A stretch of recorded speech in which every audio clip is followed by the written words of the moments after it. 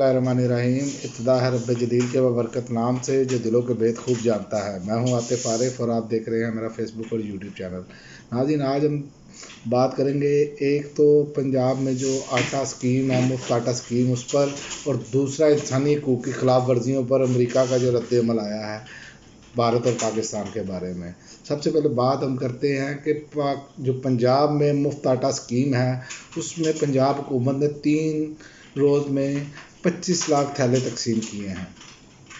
और जो 25 लाख थैले जो इन्होंने तकसीम किए हैं, इसमें जो लोगों की दुर्गत बनी है वो एक अपनी जगह पर, लाइनें लंबी लंबी। और दूसरी जानिब इन्होंने क्या किया, वो 10 किलो का जो आटे का थैला है, 600 तो कुछ रुपए का था, वो अब 1100 से उसकी कीमत तजावज़ कर गई है। अब इनको ये सोचना चाहिए, मुझे तो ये समझ नहीं आ रही ये करना क्या चाह रहे हैं इस कौम के साथ। और भाई, वो आटा की कीमत सेम रहने देते आप, या उससे 50-100 कम करते और तमाम लोग उससे फ़ायदा उठाते। क्योंकि ये जो थैले वाला आटा है, ये वो सफ़ेद पोश तबका खाता है, तनख्वाहदार तबका खाता है, जिनके बेचारों की आमदन कम है। लेकिन इस हुकूमत ने अपनी तरफ से साइंस लगाई और उस साइंस के नतीजे में आज लोग इनको बद्दुआएं दे रहे हैं। जो सफ़ेद पोश तबका है वो बद्दुआएं दे रहा है। और वज़ीर आला निगरान जो हैं, उन्होंने अपनी तरफ से ये बड़ी फुर्ती दिखाई है कि लाहौर शहर में हमने 1,25,000 मुफ्त आटे के थैले फराहम कर चुके हैं, ये उन्होंने बताया। और ये भी कहा जा रहा है पंजाब के तमाम अजला में डिप्टी कमिश्नरों को अवामी मुश्किलात दूर करने की हिदायत कर दी है। और आप सड़कों पर जाकर देखें, जो मुफ्त आटा, जो सफ़ेद पोश तबका है, वो लाइन में लगकर मुफ्त आटा लेने के लिए नहीं जाता। जो तनख्वाहदार आदमी है, जिसने अपना एक भरम रखा हुआ है, वो कोशिश करता है कि उसकी सफ़ेद पोशी बरकरार रहे।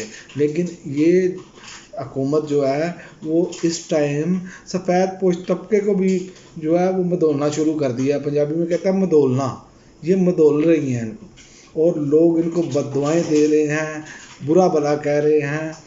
क्योंकि आप देखें कि चक्की के आटे की कीमत वैसे ही इतनी ज़्यादा है कि वो तो सबर से बाहर हो गई है, आम आदमी के पहुंच से बाहर है। जो तनख्वाहदार आदमी है, 25-30 हज़ार जो तनख्वाह लेता है, या 40-50 हज़ार तनख्वाह लेता है, उसके लिए तो अफोर्डेबल ही नहीं है।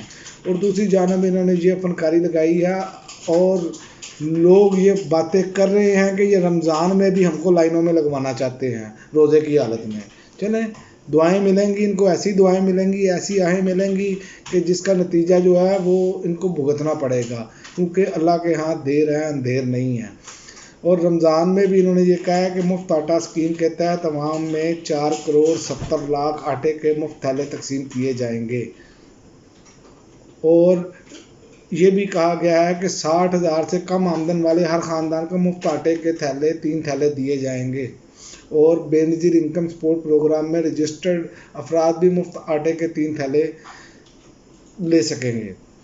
बात यह है कि आप मुफ्त आटा कैसे मिल रहा है वो आप सड़कों पर जाकर खुद अंदाज़ा लगा लें, ये कौम जानती है। अगर आपने इक़दाम करना ही था तो उसकी कीमत जो है वो थोड़ी कम करते और तमाम लोग उससे फ़ायदा हासिल करते। यूटिलिटी स्टोर है, जो पोश इलाकों में यूटिलिटी स्टोर है, वहाँ गाड़ियों वाले जाके यूटिलिटी स्टोर से फ़ायदा उठाते हैं। वो गरीब आदमी के लिए तो नहीं है। गरीब आदमी के जो इलाकों में यूटिलिटी स्टोर है, वहाँ पर तो लंबी लंबी कतारें लगी होती हैं। घी कहाँ से कहाँ तक पहुँच गया, महंगाई का तूफ़ान है, वो थमने को तैयार नहीं। और आगे रमज़ानुल मुबारक है, ना लोग फल खा सकते हैं, ना लोग सब्ज़ियाँ खा सकते हैं। हर चीज़ का रेट जो है वो इस टाइम डबल हो चुका है। और अगली मैं की तरफ आता हूँ, जो इंसानी हकूक़ की खिलाफ वर्जियों पर अमेरिका ने रिपोर्ट जारी की है। भारत और पाकिस्तान के हवाले से अमेरिका की तरफ से इंसानी हकूक़ की खिलाफ वर्जियों पर जारी करदा सालाना रिपोर्ट में भारत को मजहबी अक़लीतों, हुकूमत मुखालफ अफराद और सहाफ़ियों को निशाना बनाने पर सर-ए-फ़हरिस्त शामिल किया गया है।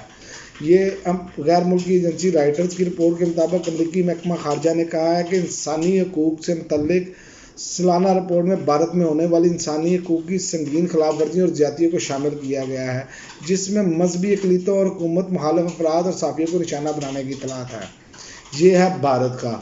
लेकिन भारत की आप दूसरी जानिब उनके हुक्मरानों की एक चीज़ देखें कि भारत में बहुत सारी चीज़ों में उन्होंने महंगाई कम रखी है अपने मुल्क में इस टाइम, जो कि कोरोना के दौर में वहाँ पर یہ نہیں تھا، وہاں پر انہوں نے وہ نہیں کر پائے، لیکن انہوں نے اس سے سیکھا، اور ہمارے حکمران جو پہلی حکومت تھی کرونا کے دنوں میں، پاکستان آگے جا رہا تھا جبکہ پاکستان پیچھے آیا۔ اب پاکستان کے حوالے سے جو امریکی اسٹیٹ ڈپارٹمنٹ نے موجودہ حکومت کے دور حکومت میں پاکستان میں انسانی حقوق کی خلاف ورزیوں کے بارے میں جو جائزہ لیا، انہوں نے کہا کہ ملک کی صورتحال کو بدستور تشویشناک قرار دیا انہوں نے، اور یہ ڈان کی ویب سائٹ پر رپورٹ ہے، اور اس میں انہوں نے کہا ہے کہ اسٹیٹ ڈپارٹمنٹ نے جو رپورٹ جاری کی ہے، سابق وزیر اعظم عمران خان کی حکومت سے بے دخلی کے بعد احتجاج کیے گئے آزادی مارچ سمیت 2022 میں پیش آنے والے واقعات کا ذکر کیا گیا ہے،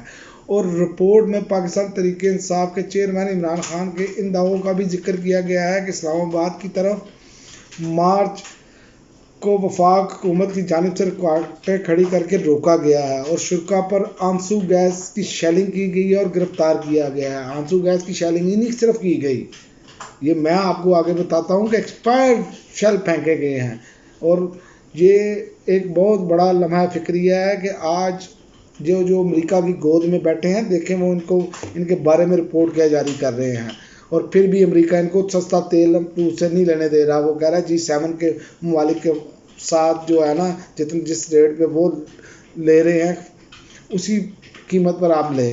یہ ہے امریکہ آپ کا ساتھی۔ اب ان کو اندازہ ہو جائے گا یہ کٹ پتلی ہیں، یہی میں بتانا چاہ رہا تھا کہ یہ صرف اپنی عوام پر ظلم کرنے آتے ہیں۔ اور انہوں نے ایک اور بات کہی کہ PTI کے مارچ کے حوالے سے رپورٹ کے مطابق 2 مظاہرین جاں بحق ہوئے، اور سیکورٹی فورسز کی جانب سے ہزاروں افراد کو گرفتار کیا گیا۔